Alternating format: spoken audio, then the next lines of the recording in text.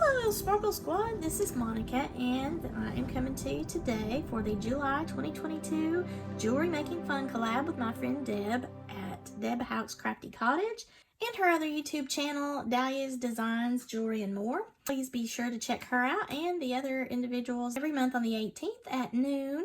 I will have everyone's links down below in my description. So this month we are doing tan, brown, and or white.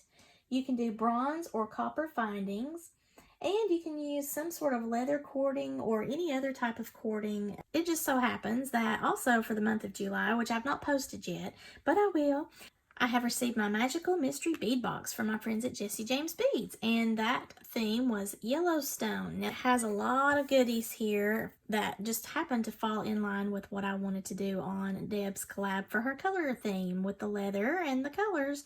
I'm kind of mixing a little bit of colors in with the brown and tan, but there we go, and the copper. I don't know, I'm really challenged with using a plain old piece of leather cording. I'll be interested to see how others are doing their designs. I'm just not really a leather cording kind of gal. I do bead strung bracelets typically, and that's just where my talent lies. But you know, I think this turned out cute.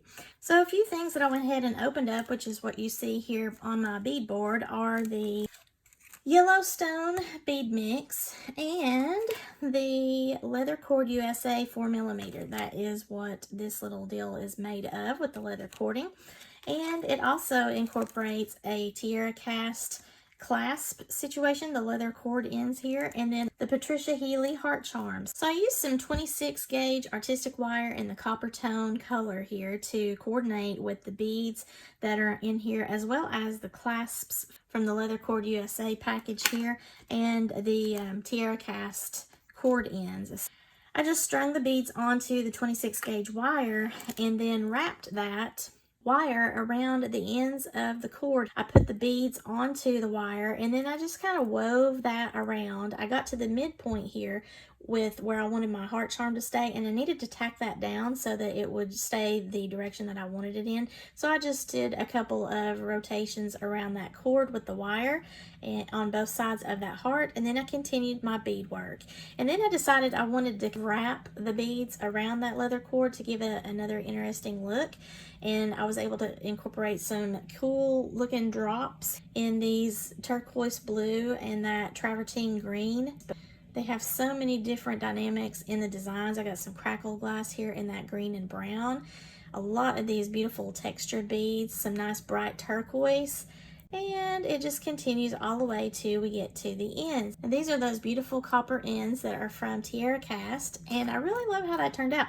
Now I used some of that crazy Aleene's metallic glue to get that in there. I'm telling you, the last 2 times I've used that, I've about glued my fingers permanently together.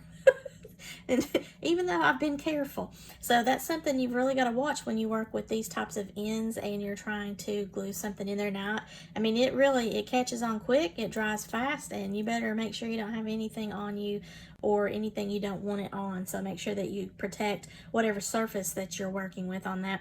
But I just attached the clasp that was included in there, some little jump rings to grab hold of these ends that I've got on the leather, and a split ring that's a nice big size so the lobster claw can get hold of it. And I included that extender drop that has that weighted copper charm on it, so it just picks up all of the colors, the browns, the tans, the coppers. This is the Puffy Heart, the copper heart, and I liked this side of it because it had these little patina markings on it, as well as the it's almost like you took alcohol inks and kind of made some patterns going on this side of the heart. And then this other side of the heart, it's more pristine looking, but I actually preferred the one that had all the interest to it because of all the different colors of the beads and the textures. So whenever you put the bracelet on, you're going to put it on so that your heart is on you this way, and you've got all these little drops.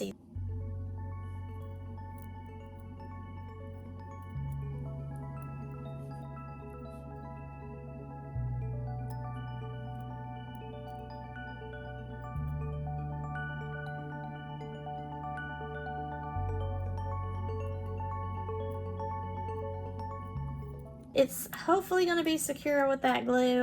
That's another reason why I don't typically work with the leather cording and stuff. I never have really trusted any of that. But, I mean, I'm telling you, this glue doesn't go anywhere. So I'll be sure to put a link below to that.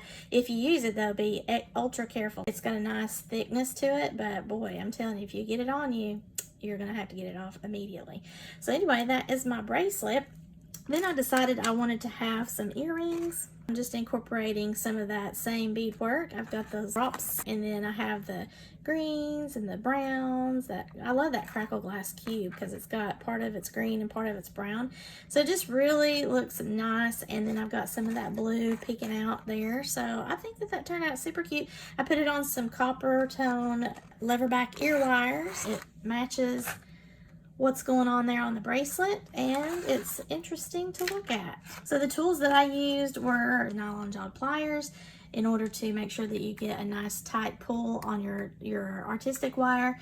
And I used my 1.5 millimeter looper tool here so that I could make the simple loop on these little dangles. And I had to be really careful because the first time I did that, I broke the little blue bead because it was just so fragile at the top. So just be really careful of that.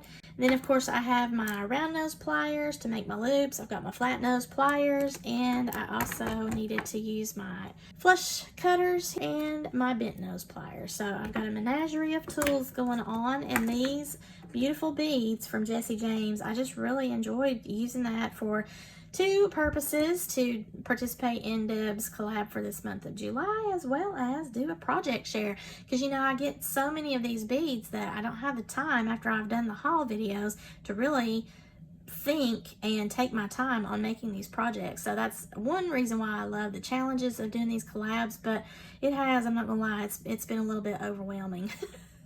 Since April in particular. Again, if you're interested in participating in Deb's collab, then just reach out to her. I'll have all of her contact information down below, as well as the other people that are participating. This is every month on the 18th, and I believe we post it at noon. So just reach out to Deb and she'll give you the details. If you like this video, please give me a thumbs up and leave below in the comments. Do you like working with leather cord? Would you prefer not to? Are you like me and you just do bead stringing bracelets and things like that? I would love to know. If you have any suggestions for me, please leave those below in the comments as well. If you've not already done so, please subscribe to my channel. And as always, thank you so much for watching. I appreciate each and every one of you, and have a sparklerific day, y'all. Bye!